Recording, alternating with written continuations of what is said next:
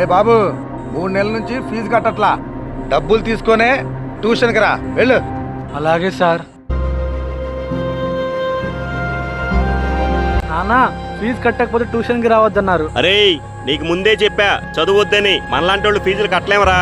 నువ్వు కూడా నాలాగా ఐసమ్ముకో, 4 రూపాయలు వస్తాయి. లేదు నాన్న, నేను చదువుకుంటా, ఎలాగైనా నేను చదువుకుంటా.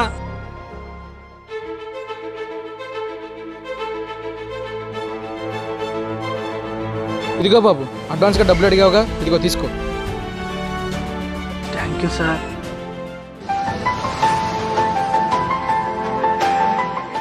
ఏ బాబు, మీకేనా డౌట్స్ ఉంటే అడగండి. అసలే ఎగ్జామ్స్ వస్తున్నాయి, బాగా చదవాలి. May I come in sir? Yes coming. ఇదిగోండి సార్ మీ ఫీజు.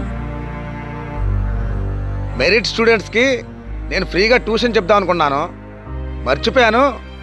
లాస్ట్ టైం నీ పర్సంటేజ్ ఎంత? 90% సార్. గుడ్, ఇంకా బాగా చదవాలి.